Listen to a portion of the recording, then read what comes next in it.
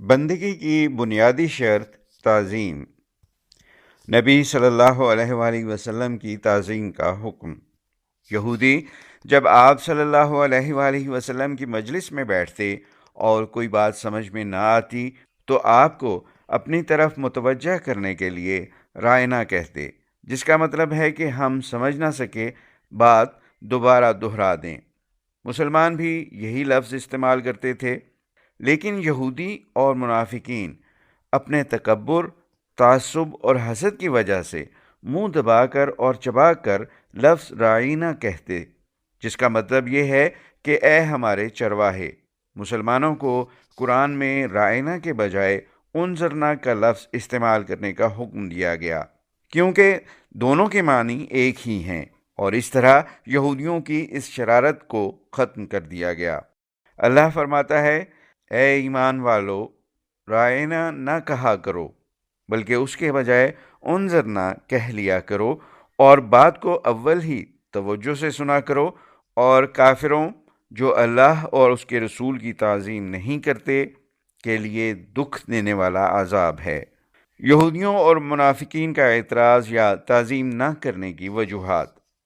بنی اسرائیل سمجھتے تھے کہ آخری رسول یا ان کا نجات دہندہ بنی اسرائیل سے ہی آئے گا، جبکہ مشرکین مکہ کا خیال تھا کہ پیغمبر مکہ کے کسی مالدار خاندان کا ہونا چاہیے، اور وہ نہ تو ہمارے بتوں کو حقیر جانے اور نہ ان کے خلاف بات کرے، بلکہ ہمارے معبودوں کو بھی اپنی دعوت میں شامل رکھے۔ اس کے علاوہ مکہ کے مسلمانوں کے کافر رشتہ دار یہ سمجھتے تھے کہ محمد صلی اللہ علیہ وآلہ وسلم نے بھائی کو بھائی سے جدا کر دیا ہے، لہٰذا یہودی اور اہل مکہ مسلمانوں کے خلاف متحد ہو گئے۔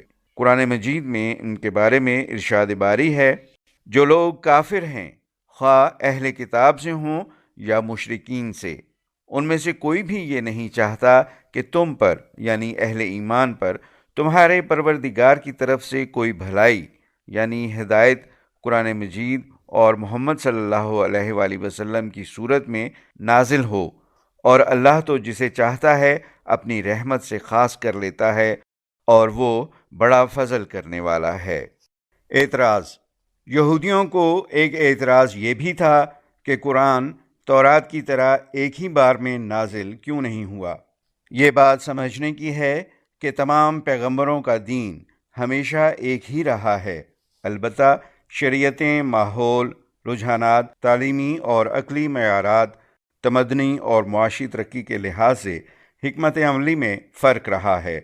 اہل مکہ اور اہل مدینہ ان پڑھ لوگ تھے، اس لیے یکدم ان پر کوئی حکم نافذ نہیں کیا گیا، بلکہ بتدریج آہستہ آہستہ ان کی تربیت کے لیے اور ان کی جسمانی، روحانی اور ذہنی صلاحیت کے مطابق ان پر نافذ کیا گیا، کیونکہ اسی قوم نے رسول اللہ صلی اللہ علیہ وآلہ وسلم کا مددگار اور پوری دنیا کا رہنما بننا تھا۔ قرآن، جو کہ آخری رسول صلی اللہ علیہ وآلہ وسلم پر اتاری گئی آخری الہامی کتاب ہے، اس کی ابتدائی دعوت اور اشاعت، مثلاً شراب اور سود کی ممانعت، وراثت، وصیت، نماز، روزہ، جہاد و قتال وغیرہ سے متعلق احکامات کی وضاحت انہی ابتدائی مسلمانوں نے کرنا تھی، اس لیے یہودیوں کا یہ اعتراض بے معنی اور بے وقت تھا۔ ایک اور اعتراض جو یہودی محض اپنی شیطانی اور حاسدانہ طبیعت کی وجہ سے کرتے تھے، وہ ناسخ و منسوخ تھا۔ اس کے لغوی معنی کسی چیز کو مٹانا یا تبدیل کرنا ہے، اور شریعت میں اس کے معنی ایک حکم کی جگہ دوسرا حکم جاری کرنا ہے۔ کسی بھی حکم کو جاری یا منسوخ کرنے کا اختیار صرف اللہ کو حاصل ہے۔ اللہ نے تورات کے بعض احکامات منسوخ کر دیے اور ان کی جگہ قرآن میں نئے احکامات جاری کر دیے، جیسے دو بہنوں کے ساتھ نکاح بنی اسرائیل میں حلال تھا لیکن اسلام میں حرام ہو گیا۔